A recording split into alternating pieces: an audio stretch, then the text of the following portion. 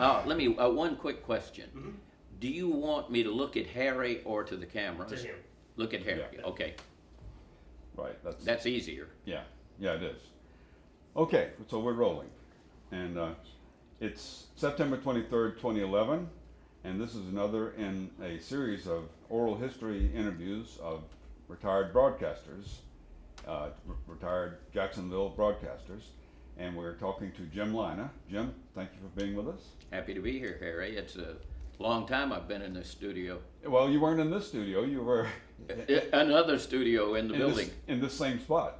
Yeah. Yeah, because when you were general manager, that would be There were two studios. there was, and there was the old building here, Yes. and that's gone completely, and this new building sits here that we are in today. They didn't just build around it. This is a completely new building.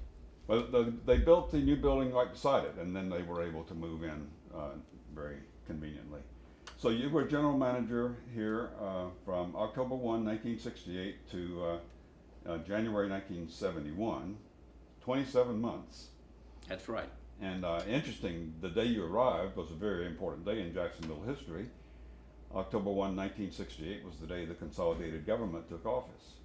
And you were arriving at an old airport, Imison, so to take this job that was, and you were very young, we might add. I was 34, I think. And Young by the standards of the people here, frankly, at the station, who expected they were going to get it. yes, it was a shock, I guess, a cultural shock. It was a shock for everyone. Only Leonard Mosby, who was Glenn's assistant, and Glenn Marshall knew that I was coming. And Glenn Marshall was one of the founders of the station. Of the 1949, the station went on the air. Right. WMBR then, and it was had been a radio station and got a television license, and so Glenn Marshall was general manager from then until your arrival in 1968. And at that point, I guess the Washington Post had acquired the station and decided to have a little more hands-on management. Well, actually, Katharine Graham, who was the head of the Washington Post, her husband Phil Graham had died, and Katharine had taken over the Washington Post company only a year or two before this, and they were very fond of Glenn.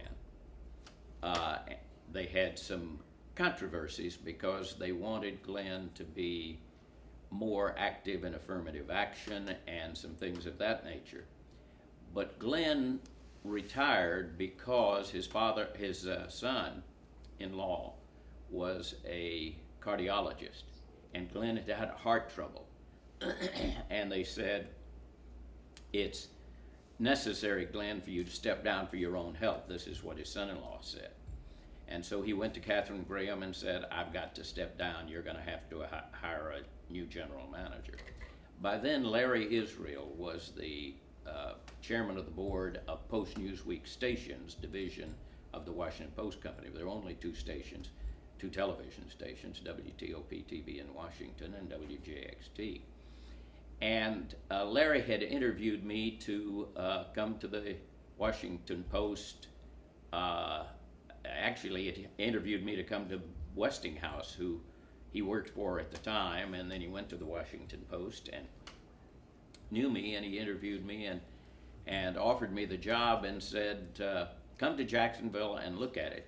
My mother had worked in Jacksonville and had been on this very television station doing commercials for Sherwin-Williams back in those days. Wow. With the noon show with Dick Stratton and I've forgotten her name now. Virginia Adder. And so she had been on the station and I had been in the station. And as a matter of fact, when WFGA Channel 12 went on the air, as its call letters were then, I applied for a job from Nashville, Tennessee as a director here. And this was in the 50s, late 50s, and didn't get the job. Rusty Bruton was the program director at the time. I had the feeling he didn't know what a director was, but in any event, I didn't get the job. That may have been my alibi.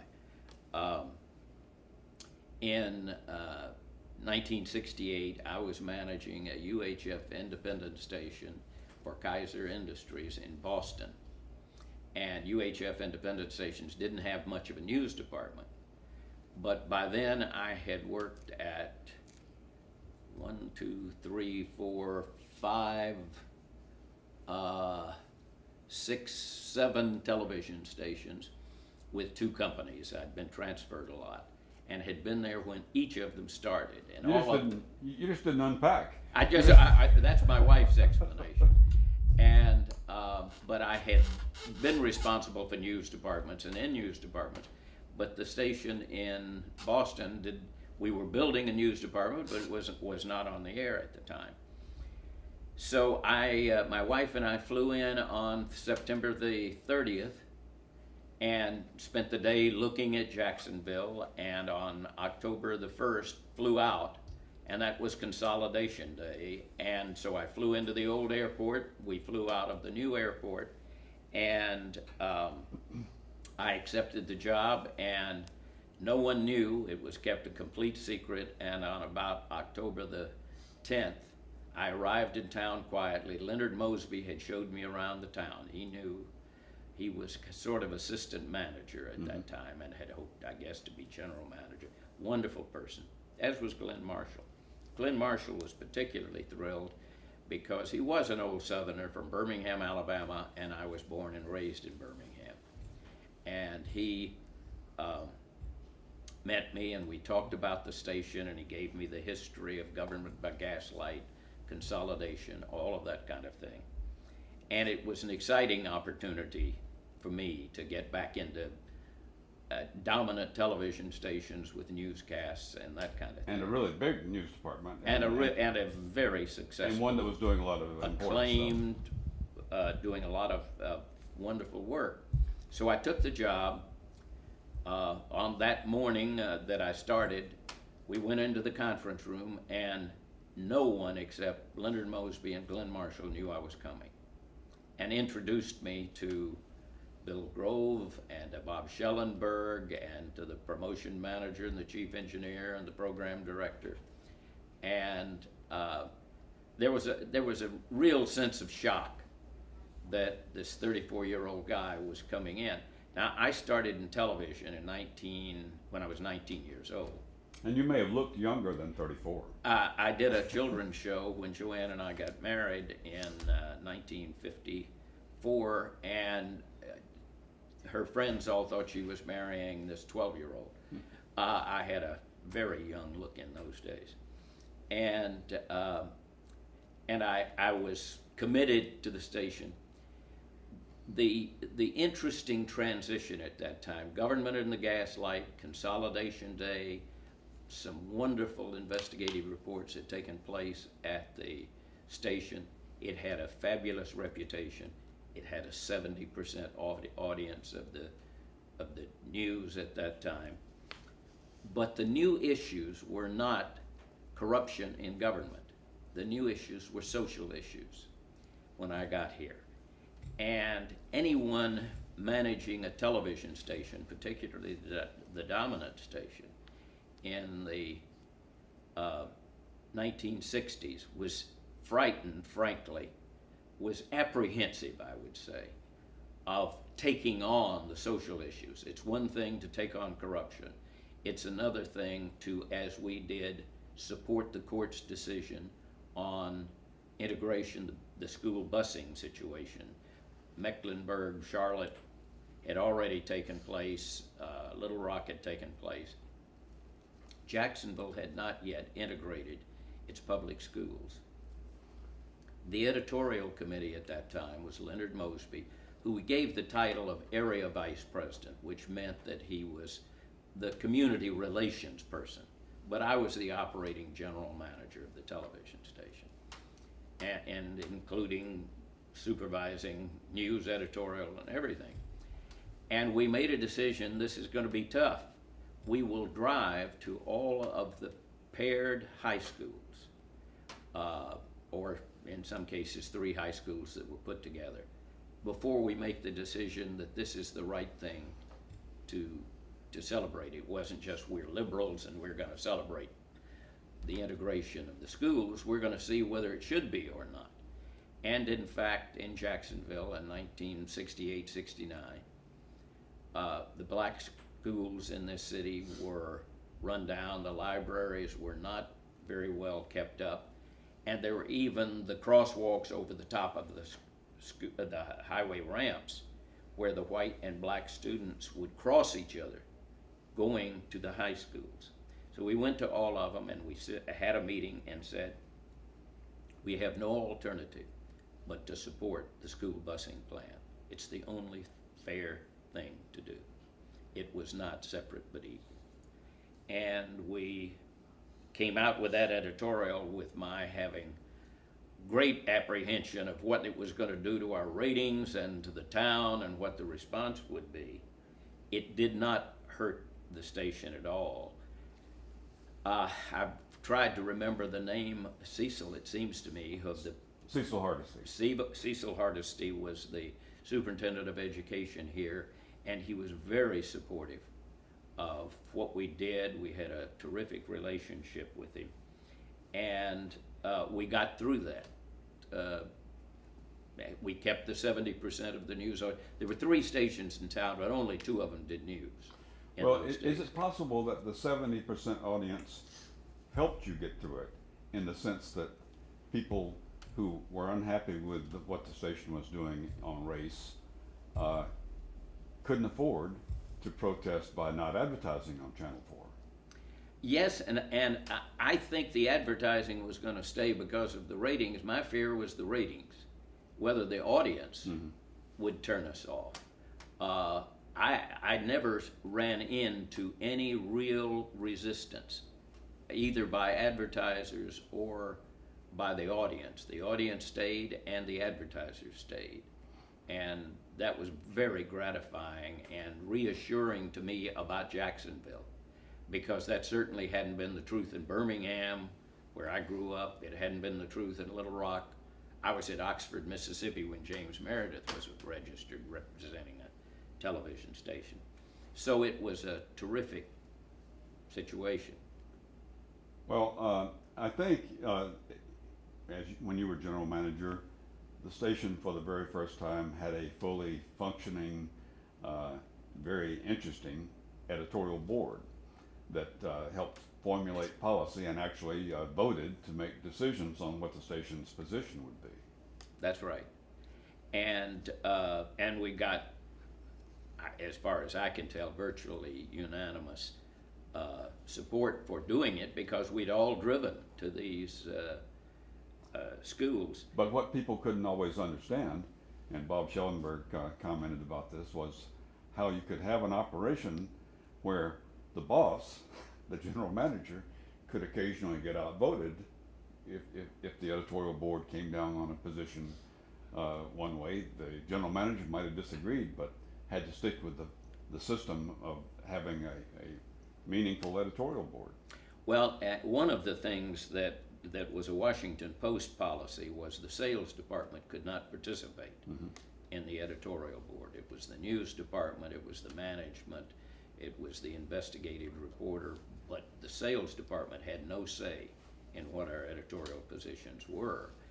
I would have acquiesced if there was a large majority of the members of the editorial board who took a different position, because they had the experience in town. If it became a philosophical thing, then it might have been a bit different. But if it were a real issue that affected Jacksonville, I certainly hadn't been here long enough to say, hey, you guys don't know the station as well as I. So I would certainly be willing to accept the majority opinion. And editorials were an important part of the station's presentation. I think, sadly, fewer and fewer stations nowadays are editorializing for various reasons. It's sad to me, because I went through the era when I was program director of a station in Shreveport, Louisiana at an earlier time, and the news department reported to me. And we had moved in from Texarkana, Texas. We covered James Meredith at Ole Miss. We took a positive, affirmative position editorially, and the city put we had moved from Texarkana, Texas to Shreveport, put stickers on the sidewalks, KTAL go home. The call letters were KTAL. I mean, that was part of what made me apprehensive, because the town had such a reaction to it. But one other story in the whole integration thing that I think is interesting. I was made a member of the Rotary Club. Not many people know how the Rotary Club works. There is a member from each industry, but they can have an additional member. And Glenn Marshall was the member of the Rotary Club of downtown Jacksonville, which was one of the early ones. And I was named his additional active.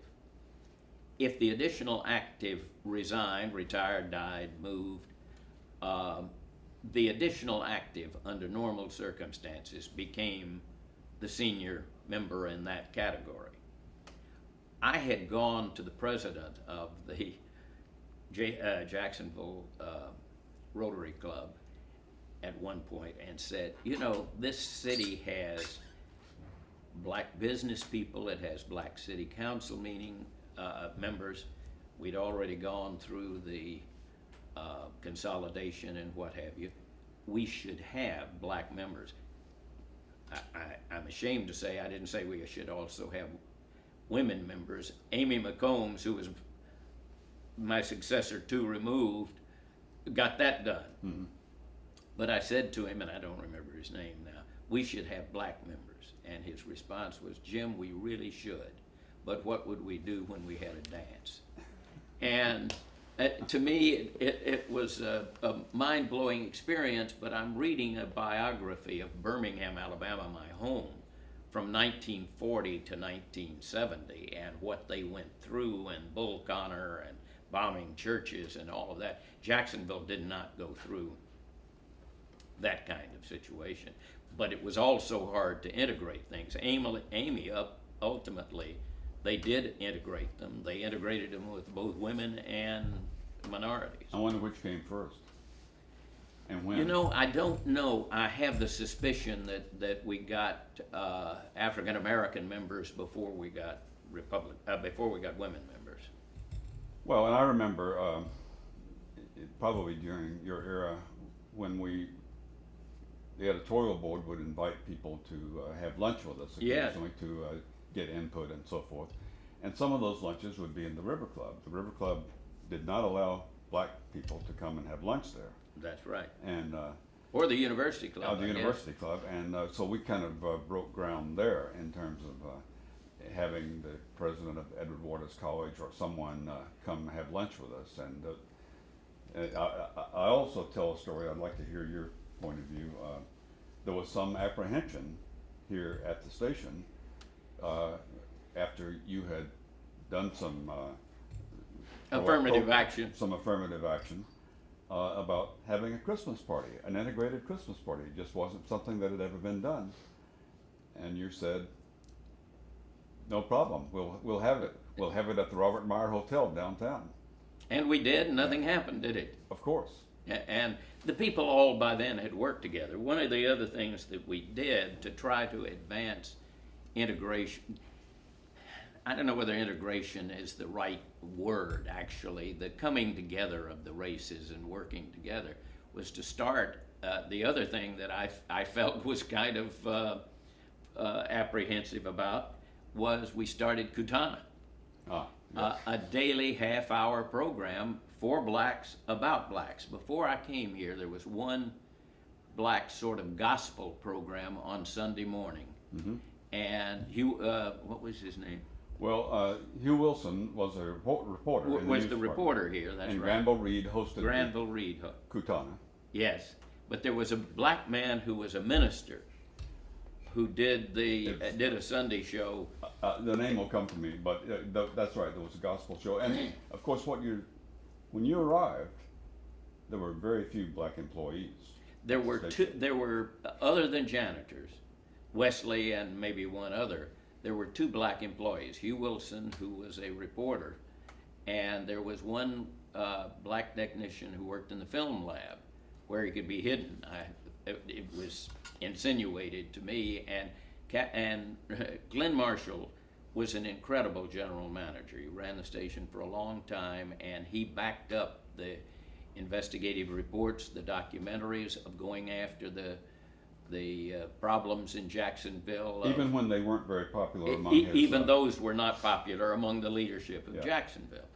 And I admired Glenn, but he said to Katharine Graham, she made me hire those two people. I wouldn't have hired them,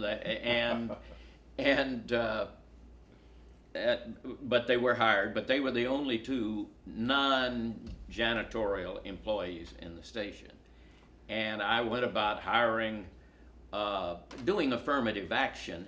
And affirmative action is hard to explain because it doesn't have to be that you had to hire a black or some other minority or a woman. And you weren't hiring unqualified.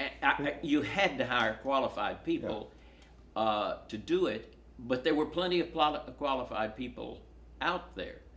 And I had been through that with the companies that I worked for before I came from the Washington Post company. And I used to say, I went to a lot of television stations. I left from here. I managed 4 different Washington Post stations, from the smallest to the largest, and then later became president of a broadcast group. But I used to say, when I would go into a new station, I had an unusual opportunity. It was 1951 when I started in the business, and I was 17 years old. I went to the University of Alabama for a while, and college students couldn't get on the commercial station in town. I was working as a full-time disc jockey announcer at the station, and after 2 years, I said, this is silly. But I only had to compete against 40% of the population. I never had to compete against any minorities. I never had to compete against any women. And as I became a general manager, it was, when I would call the staff together early on, it was one of the things I would say was, remember, I had unfair advantages, and probably all of you did. And it's high time everybody had an advantage. And we need to find a way to acquire positive members of all races and genders to come in and be a part of this for several reasons. For instance, as I recall, Granville Reed, who was on Kutana, may have appeared at some of the editorial meetings. Mm-hmm. And so that we had representation for races as well as just all white males. Well, another visible example of this was Claudette Taylor, a very nice African-American woman who, for more than 40 years, up until recently, was the first person you would see when you walked into the station. She was the receptionist and answered the telephone and did a terrific job. And that was kind of a statement right there out front, very visible. Yes. But we hired some additional reporters. We hired camera operators. Yeah. Everywhere. And everywhere. And engineers. And it was a very compatible group. And the last Christmas party we had before I left, which was just weeks before I left, we had a fairly homogeneous group. But in 2011, not everybody can fully appreciate what Jacksonville or the South was like in 1968, 69, 70. Throughout the 70s, as you say, no school integration had happened. Right. There was the 1954 Supreme Court decision, and for the next 16 years or more, nothing happened. Right. But it did happen while I was here, mm-hmm. and we came out in favor of it, and the superintendent was in favor of going ahead and doing it. It was not cross-town busing. That was one of the things we wanted to ascertain. There were buses between schools that were 4 blocks apart. And it was clear that it wasn't a necessity. It was pure integration, segregation.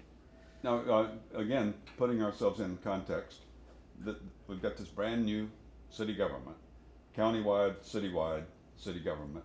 And I think the early years were watching to see how it was going to work, making sure that it didn't mess up.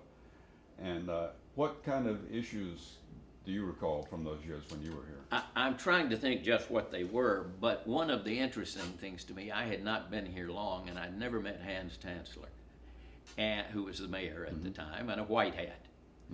And we took after him on something. It may have been government in the sunshine. It may have been some other issue. But I was sitting in my office. The door was open to the hall so people could see me when they went by. And the editorial board meeting was to start in 15, 20 minutes. And Hans was wandering up and down the halls looking for somebody to talk to. I'm sure he was looking for Glenn Marshall, or who had moved to the Gulf Life building, or for Leonard Mosby, who he hoped would have some authority. And I went out and introduced myself to him, and he said, "Jim, why is the station after me so?" And I said, "We're going to have an editorial meeting in 15 minutes. Why don't you come in and talk to us?" And so he came in, and we talked about whatever the issue was, and we got along very well. And there were times that he was upset with us, but I think in general they came along very well.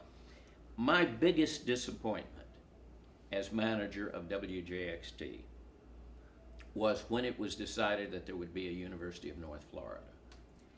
And money was given by land was given by moneyed interests out on what I guess is now 9A or that kind of thing. And they wanted a football team someday, and they wanted it out there.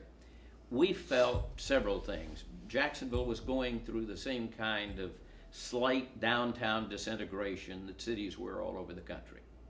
And there was plenty of land downtown.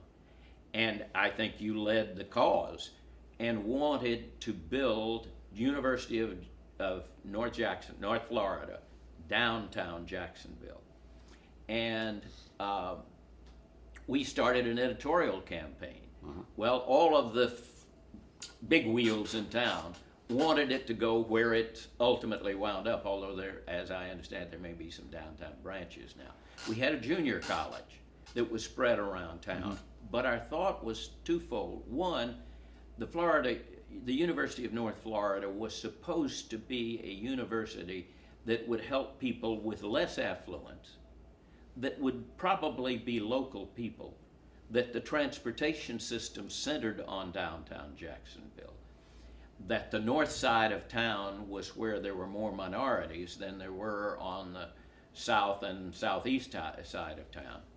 And we fought diligently to editorialize to get that university put downtown, which I think to this day would have been a positive event, because my most recent city to live in was Charleston, South Carolina, and the College of Charleston is right downtown in Charleston. And there's action and activity and so on. Well, the role model that we looked at, that we pointed to people to help understand what we were suggesting, was Georgia Tech in Atlanta. Yes. And it's, not exactly in the middle of downtown, but close enough to be a downtown campus. And here there was room for it to be just But a little bit north of whatever the main department, Ivy's and the other department stores, where there was plenty of room. well, that's if you totaled up your wins and losses, that would be a loss, I guess, in terms of editorial success. But and nowadays we have the University of North Florida, which is a 4-year university with a lot of dormitories and so forth, and it is definitely going to have a football team someday. Yeah, I didn't know whether it already did. Not quite. Oddly enough, the first president was Tom Carpenter. And Tom is a friend of mine, and he went from here to Memphis State University, and he now lives in Boone, North Carolina, where we live half the year, and we're close neighbors and close friends. And he never fought. He let it fall out. I hate to tell this story, but the railroad is no longer owned by the newspaper, is it? The newspaper is owned by its own. That's right. The newspaper is owned by the Morris By the Morris family. company. We felt that the reason that it didn't get through is the legislators and the powerful figures, without names, in Jacksonville wanted it out in the land out to the east of town. And some legislators who were sympathetic to that cause went to the Florida Times Union. This was the story. Whether it's true, I don't know, but it's one we lived with. And said, if you don't support moving that university out there, we're going to put require a railroad flagman at every railroad crossing in the state of Florida. Now, whether it was true or not, I don't know, and whether you want to edit this out, I don't know, but I think it was. Yeah. Well, it's certainly suffice to say that journalism has changed a lot. Yeah, unfortunate. In the past 40 years, yes, and we could put some more tape in the machine and talk about that for a lot longer. I wanted to ask you a couple of things. One of the highlights, the important chapters in the history of Channel 4 would be the license challenge that came after Watergate. After Watergate, President Nixon was very unhappy with the Washington Post, and I think this is an accurate summation of history, went after the Washington Post TV stations in Miami and Jacksonville. And a license challenge was basically unheard of. Nobody had their license challenged. It was almost automatic. If you ran a halfway decent TV station, you got your license renewed. So take us back to those days, and to the extent that you're familiar with it, talk about the license challenge. Well, I went through it all because television stations were renewed every 3 years, so that 1/3 of the states were renewed each year. And when the license challenge came from literally friends of the Nixon administration, I had been manager of WJXT in Jacksonville for 1 year and manager of the Washington Post station in Miami for 2 years. And so I was partially responsible for preparing the defense. And an attorney named Sandy D'Alembert, who subsequently was president of the American Bar Association and then was president of the University of Florida State. Florida State University, right. And he was our attorney in Miami. And one of the requirements when you got your license each 3 years renewed, you had to go out and, quote, ascertain the community and talk to citizens and talk to leaders and find out what they felt the issues were that would be required to be met by the public affairs programs. And of course, WJXT had Kutana and had editorial policies that were terrific, had an extraordinary news operation, and did public service programs. So there was little that the challengers to WJXT could do. In Miami, it was a little more difficult. We had not only owned the station a couple of years, and they got a large number of conservative leaders to challenge us, and they filed a lengthy list of ascertainment interviews where they had gone out and interviewed citizens who said, yes, that station could be better, and here's what they didn't do, and things of that nature. Sandy D'Alembert, who was our attorney, went to every person that was interviewed. None of them had been interviewed. They were all fictitious. Wow. And I was on the witness stand for 5 days in Washington before an administrative law judge defending our record and what we had done and the programs we did. They thought they could get away with that. And they thought they could get away with it. And when it came time for their defense to come on, they removed their objection and went away. And no one else was applying for the license, and we were awarded the license, as was WJXT, but it never happened. But the interesting thing was I was at a broadcasting convention in Washington, and I got a call from Joel Chaseman, who by then was running the broadcast division. And he said, we've got them. He said they have opened some of the Nixon tapes, and in it he is heard to say, they've got television stations. We'll get people to go after them and take Katharine Graham's television stations away from them. So what we had suspected all along, they had tried to deny it and say that it was something that was just a ground roots up effort on the part of people to, because though we thought we were very fair, by some standards they may thought of us being a little more to the left than the other stations who they might have had more influence with. But again, it was mostly driven by. But it was driven by politics. By Watergate. And by Watergate. As a matter of fact, Sandy and I actually went to Key Biscayne, to B.B. Rebozo's house. We checked bank accounts. We had reporters down in Bimini. So while it was primarily done by Woodward and Bernstein at the Washington Post, the Miami television stations took place in a part of the Watergate investigations. And Nixon, if nothing else, was smart. And he knew that television stations were very lucrative. Yes. This is an era when television, and not that they make money now, but TV stations in those days. Some of them do. TV stations in those days were very profitable businesses. As was newspapers. So all of that has changed a little bit nowadays. Yes. But that was a way of retaliating. Financially, and to hurt the Washington Post significantly.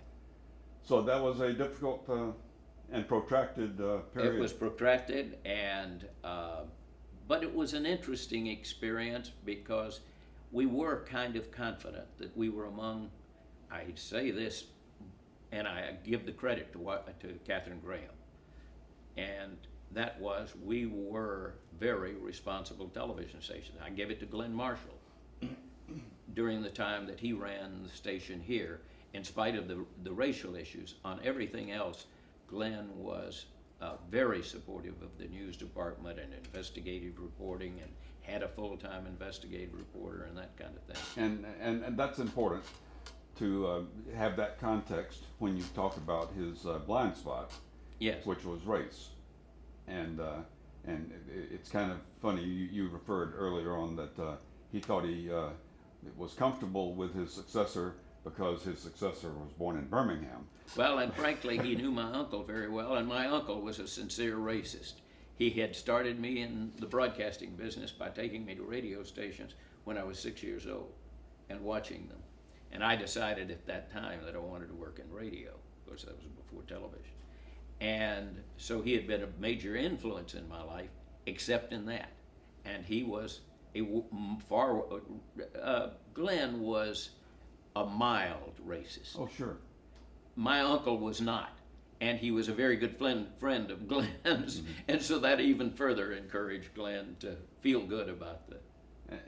But all those hard-hitting investigative reports and editorials that rocked the boat and so forth, he stood behind all of those. Yes, he did. And that's what you want in a general manager.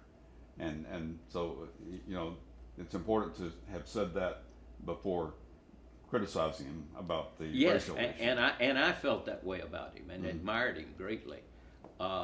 We did have a disagreement, and he moved out of Jacksonville because he was upset, and he came sat across my desk once and said, "Do you know how many African Americans, that's not the term he used, you have working here at the station now?"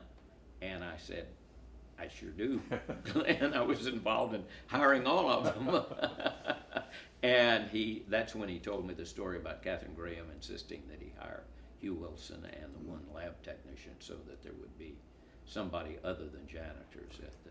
And, well, the legendary Wesley Stewart. And the Leslie Wesley Stewart. Yeah, Wesley, who was steadfastly loyal to Mr. Glenn. And his other claim to fame was he created remarkable sculptures out of toothpicks. I hope you have some of them around. I wish we did.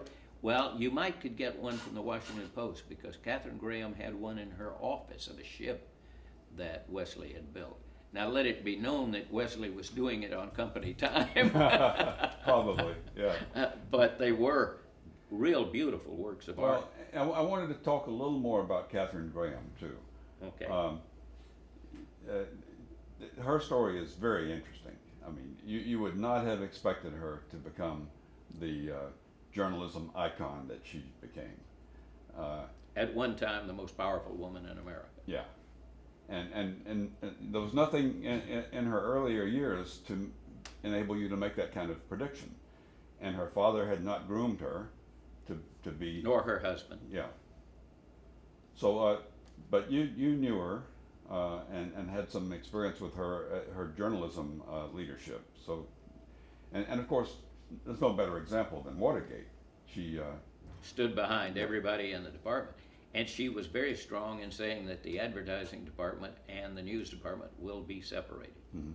And that she didn't even want the news department to know if an advertiser had resigned or stopped advertising on the station because of the fact that we had done some sort of a news story that offended an advertiser.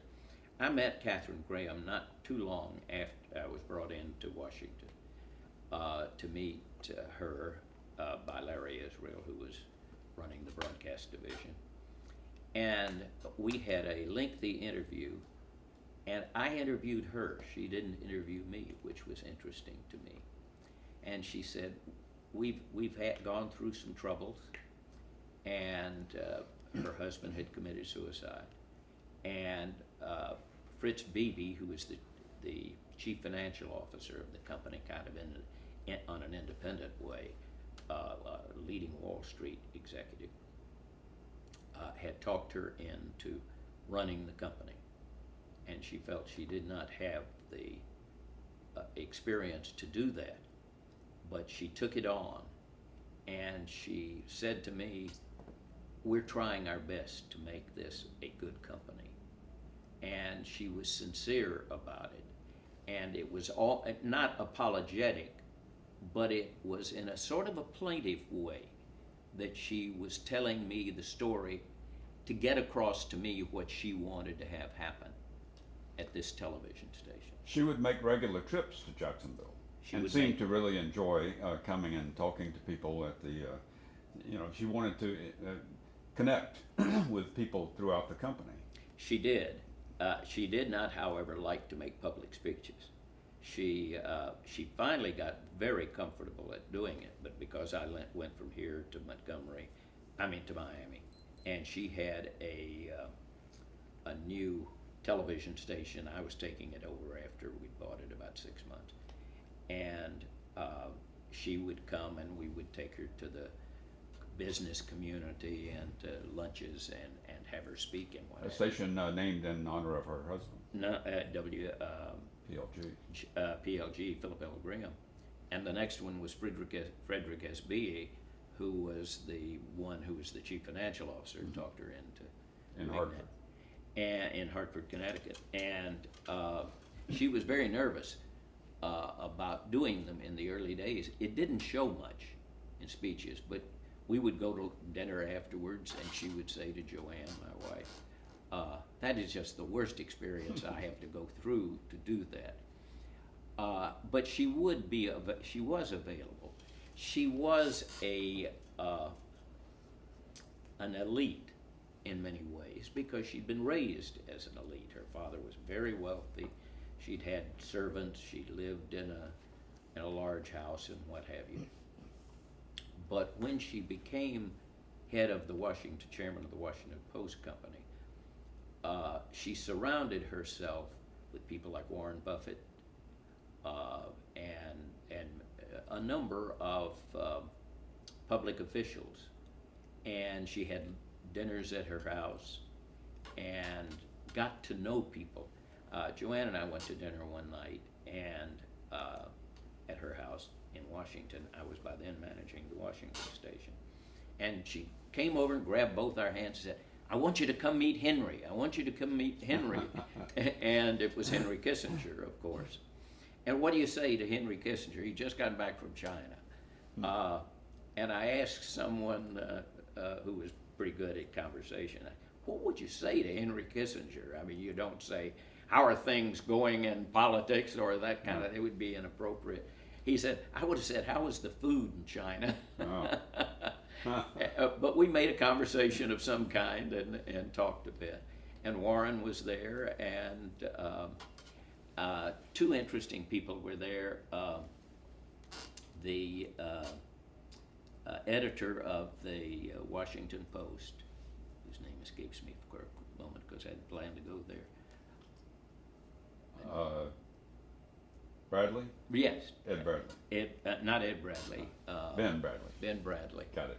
He was there, and the very funny columnist for the Washington Post, who had lived in Paris when Bradley had been in Paris, and they were very close, and I didn't think to write his name down, but they sat on either side of Joanne, my wife, at this round table, and there were probably 35 people there, something like that, some round number of 4 to 8, 32 probably, and she had a large dining room, and they got to talking about Ben Bradley's new book and what should they name it, and they were asking her back and forth, and it was a fun experience for her. And one other experience that she had during Watergate, we were invited to Carl Rowan's house. Carl Rowan was a former member of the State Department, an African American, and he was a columnist on the Washington Post show, Gronsky and Company. Mm-hmm. And she was invited to his house, and Judge Sirica was her guest. And she thought, what in the world am I going to talk to Judge Sirica about? And Judge Sirica must have been 55 years old at the time, and he had 2 young children. And all he wanted to talk about were his young children. And it was a fascinating thing. So working for the Washington Post Company, as I did for 13 years, managed 4 different television stations. And working for Katharine Graham was a wonderful experience. Now you knew when you were 6 years old what you wanted to do. You said an uncle took you to a radio station, 250 watt radio station. Well, I think it was a 5,000 watt radio station, but immaterial. It was one of Birmingham's principal. It was owned by the Birmingham News, mm-hmm. and it was WSGN, the South's greatest newspaper, which it doesn't turn out to have been, but that's beside the point. Yeah. Well, interesting. Call letters meant something in those days. Yeah. WSB meant Welcome South, brother, and WMBR was Miami Beach Radio.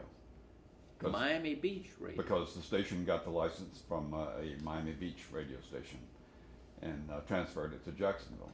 Well, one of the things I did, and I was worried about cable when I came here, and everyone knew Channel 4 is Channel 4. And I did 2 things. One, I had us superimpose the name of the people who were on the air below them so you'd remember their name. And Bill Grove and I went to lunch at the University Club. And I was telling him this. He was a little hesitant. He was a little afraid of some of the things that I wanted to do that were a little more contemporary and had been done other places. And I wanted his name on the screen some of the time. And 2 ladies were sitting at the next table, and one of them said to the other, "That's our newscaster in town. What's his name?" Yeah.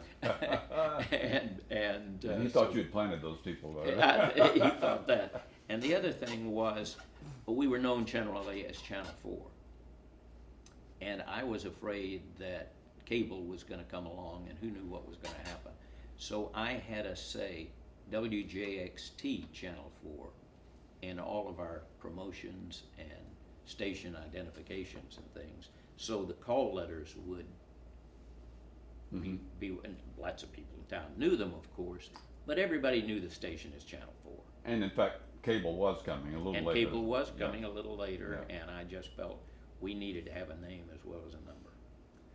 And so what are your, broadcasting has changed so much with cable and satellite and HD and you name it. What are your views of the industry today?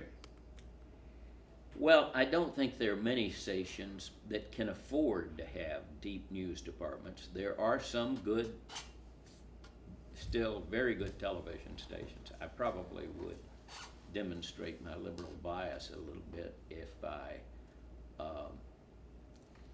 named them per se, but I think there are some good ones. I think there are some fair cable operations. I think there is at least one that is trying to influence America the way it has England with newspapers and so on. I don't think the truth. I learned a lot from Bill Grove. Bill Grove was a wonderful newsman and someone I respected enormously. And we talked a lot. Bill was a shy man, but we talked a lot. And I followed his advice on what to do. We had one of the investigative reporters here found a car dealer that was selling police cars and rolling back the odometers to 25,000 miles. They weren't kidding the fact that they were police cars. They all had 60, 70,000 miles on them, but they were selling them at a reasonable price. And we won't mention the car dealership at the time, but Bill came to me and said, are we going to name this dealer? And I said, I don't know, let me call Glenn Marshall. And I called Glenn and he said, well, let me think about it, I'll call you back. And time went on and suddenly it was 3 or 4 o'clock in the afternoon. Bill came and said, what are we going to do? I said, we're going to name them. Glenn had not called me back. 5 o'clock, Glenn called back and he said, don't name them, just say one car dealer in town is doing this. I said, it's too late, Glenn, it's already written. We're going to do it. And we named the dealership and he came to us and said, look, people, I wasn't trying to cheat anybody, but a guy buys a new used car and he drives it up in his driveway. He doesn't want anybody to know it's a former police car with 50 or 60,000 miles on it. And he had all this explanation, but we went ahead with the story, as we should have. Of course. Out of fairness to the buyers dealers who weren't doing that. Out of fairness to them, although maybe all of them were, but we caught that one easily because we could go to get the serial number, the VIN number, and go to the city and find out what their real mileage was. Well, Bill Grove, and of course another person that you would mention in the same breath would be Norm Davis, were the driving force behind making Channel 4 what it became. What it was. And in the case of Bill, it was totally unpredictable, much like Kay Graham, I guess. He didn't have any training. He'd been a teacher, and he's just kind of evolved and invented local news as much as anything. Who can possibly figure out how that happened? Yes. Well, and Norm Davis left here and was editorial director in Washington when I came here. When I went to Miami, I hired Norm to be assistant manager. And the principal reason was because the station didn't have the history that WJXT and WTOP-TV in Washington had. And I had a lot to do we had a 3 rating with our news, and Ralph Rennick, who was the #1 person in town, had like a 21 rating. You had the experience of being Channel 12 in Jacksonville. Yes. Against Bill Grove.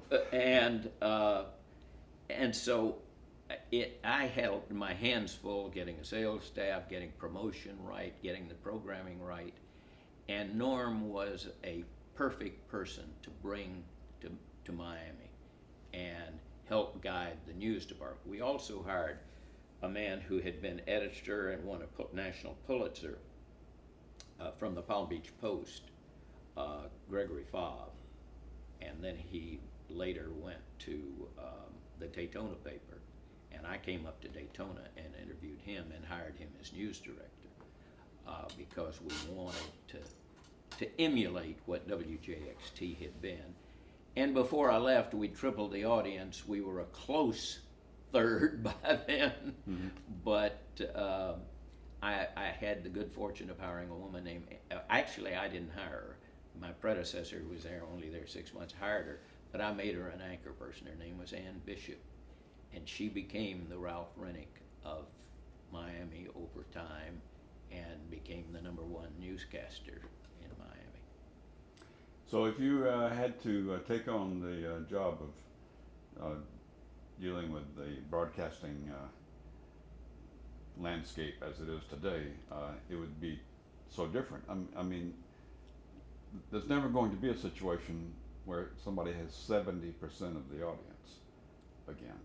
I want to talk about that just for a quick moment, Yeah. but one of my great worries about this country are monopolies. Almost everything is a monopoly. Every television company owns 50 television stations and things of that nature. And I liked it when we could only own 5 television stations plus 2 UHF stations. And so we had a lot of different owners. And of course, we didn't have 200 cable channels. And I don't know how newspapers, some of the newspapers, without going through names, are very close to being tabloid newspapers. They still fold the same way, but they have a centerfold. But they're small, they're 16 pages, and these are in cities of over 1 million people. Right. And so I worry about how we get our news. So many of us receive something that's written by some political organization. If you send it to Snopes, 2/3 of the time they're not true. My grandson is editor of something that AOL has started called Patch. They have about 100 of them around the country, and they do small sections of towns. He does Forest Hill, New York, where Bob Turner, recently became the first Republican congressperson beating Weiner. But he is the editor, and he's got about 4 employees and freelancers, and has people write in, and it's a daily online 7 days a week newspaper owned by AOL. And they're starting them all over the country. They've merged with Huffington Post. And they do local news. They don't try to cover national news. And that's a good thing. Where we get good national news, reporting on, the Washington Post is still a good newspaper, but it's got half the staff it once had. It had 1,500 reporters, it now has 600. But I'm also equally concerned about local news, and it may not be fair, but I just have a little less confidence in some of what I see online. I know newspapers can be pretty one-sided as well, but I just have a hard time comprehending a world without newspapers, and I mean the newspapers that get ink on your fingers. Yes. Well, I feel that way, but I also feel that way about television stations. They're full of crime and car wrecks and all of that kind of thing. They don't have Washington bureaus, or they don't. They use the networks. Or Tallahassee bureaus in the case of. Does WJXT no longer have? Martin Dykeman was an excellent Tallahassee reporter, and I worry about television stations as well, partly because of their ownership. Anytime a business starts losing money, it cuts back. And the quality of the people, though they may well mean doing good things and so on, are sad relics. I want to tell you about one good newspaper, really good newspaper. I've lived in a lot of places. I've lived in Boston, Washington, Philadelphia, Detroit, Cincinnati, Toledo, Jacksonville, Miami, Palm Beach, eastern United States. The Charleston Post and Courier is locally owned by the Manaager family. and they concentrate on local news. They primarily carry AP and what have you. But they are the best small city newspaper. Charleston's 300,000 people. But they're conservative, but they have all viewpoints presented in their newspaper, both the syndicated columnists and letters to the editor. They're terrific with letters to the editor, big ones. They give them plenty of space about things they would disagree about. Even they are suffering at this moment. They also put out the Charleston Magazine and an incredible magazine called Garden and Gun, which is a funny magazine name, but it's a terrific magazine. And they own some television stations. So there are some good companies around. The Palm Beach Post is an excellent newspaper. I don't know whether it's as good as it was when I lived there. The Miami Herald, I don't know much about anymore. We're not getting the information that we need. We're getting politics now. And newspapers just made a colossal miscalculation on how to segue into presenting what they were doing online. Yeah. And it's too late to go back and do it. Because they've got too much competition, Yeah. and most online operations have some slant that they're feature, whether it's left or right or. But they were basically giving their product away. Yes. Online. New York Times and the Wall Street Journal are the only two that I'm aware of that actually charge for it. I think the Post is considering it. The Wall Street Journal is a sad comparison to what it used to be, in my opinion. I may get sued by all this. It'll be slander, not libel. Well, if you were if you were taking a 6-year-old nowadays, you'd bring them to a TV station probably instead of a radio station. Most radio stations, there wouldn't be any real people there, but because it's so automated. Yeah. But and run out of one central office, all 700 of them. Someone who might want to take the career path that you took, what would you say in terms of if you're talking to a class of journalism students or something? That's a good question. I'm not sure that my grandson, who's the editor of the Forest Park patch, one of 100 AOL patches around the country, called me about a story that he's working on now and wanted to know how to follow up on it and so on. He has a terrific education from Hampshire College in Massachusetts.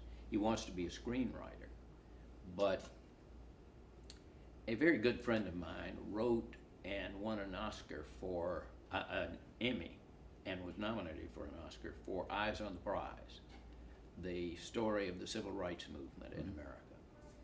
And he's written a number of documentaries, the George Wallace documentary, The Great Depression, and he says, just write.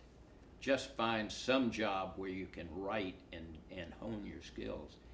But it seems to me with iBook and Kindle, you're probably better off to write a book about what's going on than you are a newspaper. I hate to say that, but people seem to still be interested in books, and the book people know how to market the subject matter, and the unfortunate thing is today almost every American, as opposed to the day of H.V. Kaltenborn and Fulton Lewis and Edward R. Murrow and what have you, read what they believe already. And how we overcome that, I don't know.